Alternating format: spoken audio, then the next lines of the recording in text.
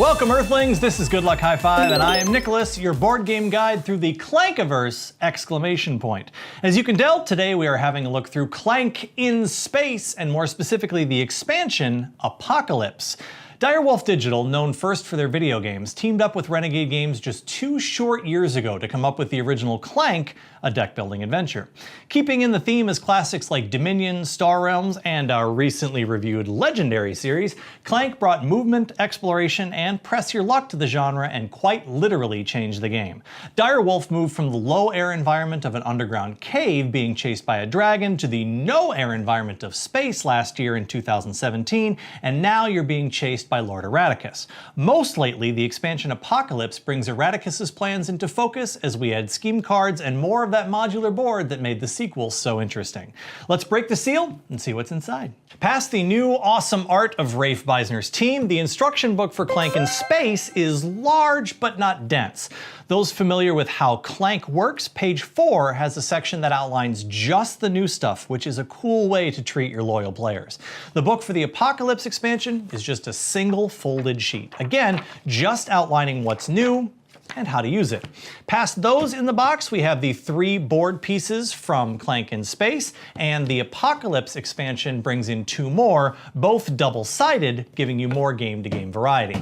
The Clank in Space board pieces get removed to bring us here, the sleeve-ready channels of the box insert. The original Clank was one of the first games I played that used an insert large enough for sleeving cards, and I've always appreciated that. Loyal fans of the show know all too well. I've already added in the 35 Apocalypse expansion cards to the main game, and you'll notice there's still plenty of space here for another expansion. He trailed off expectantly. We had the Lord Eradicus boss marker, and the expansions added Haldos box marker. In this expansion, we have all the player cubes and Clank tokens for each player, just like in the original. Pausing for a moment here, wooden cubes and meeples made sense for Clank since we were dungeon diving and the wood matched the game's fantasy theme.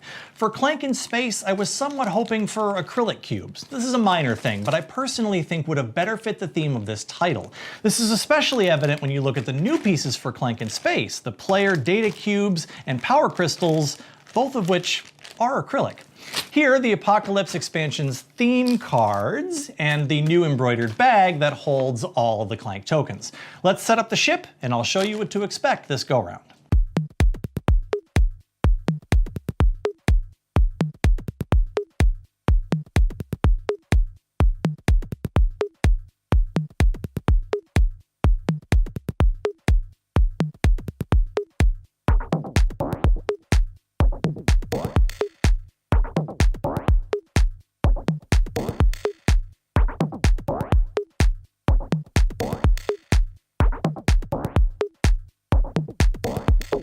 Clank in Space hasn't changed the base gameplay. You're still building a deck full of boots and blue diamonds while minimizing your noise, or clank.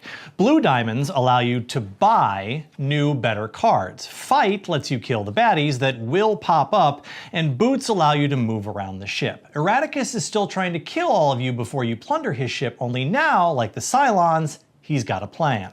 Enter the scheme cards. When you choose one randomly, or intelligently, nobody's watching, live your own life, before the game, you're installing an extra challenge. Now, when you draw a black cube from the bag, you no longer remove it from the game, you put it on the scheme card. The card has a way to remove black cubes from it, but once a section of the scheme card is complete, Eradicus gains an ability that's going to make traversing the ship even harder. In this case, we're fighting Eradicus's homicidal AI, Haldos. Once a scheme section is complete, you can no longer remove black cubes from it, forcing you to ratchet up the tension as high as it could possibly go.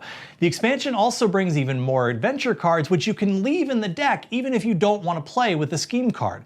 I love this because searching through a stack of adventure cards for ones that you want to take out is probably the most annoying things to do maybe ever. And I've played Candyland with a 3-year-old. The last expansion piece I want to show you are the 2 new board modules. We are playing with one right now as we investigate the mainframe, which ties into the scheme card. They're both double-sided, and each one will tie into a scheme card, allowing you to do more and cool things. What do I like about this expansion? Honestly, it's a box with new content. More cards adds to the variety of my games with Clank, and the scheme cards are excellent.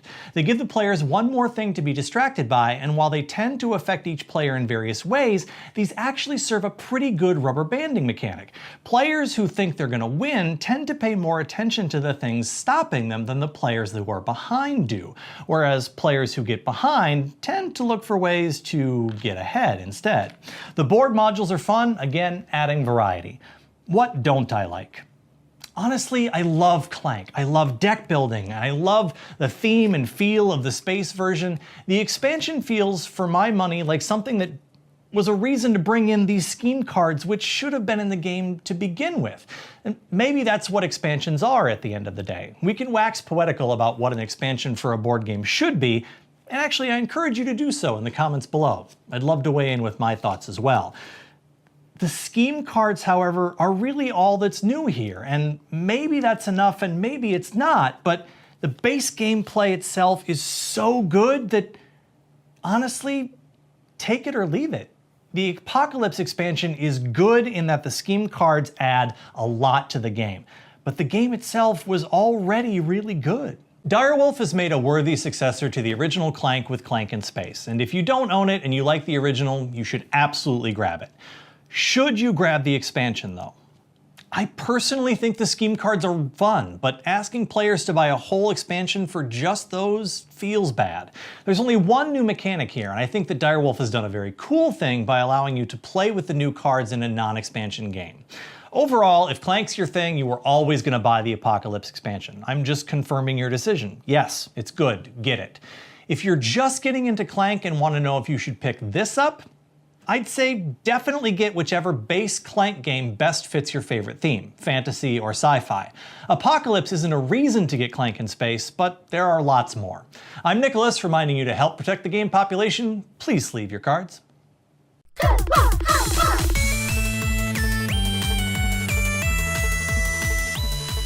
Hey everyone, if you enjoyed that video, please hit that sub button and check out all of our other offerings at goodluckhighfive.com. And please consider becoming a patron of the channel at patreon.com/GLHFmagic and help us keep making reviews, videos, and podcasts for as little as $5 a month.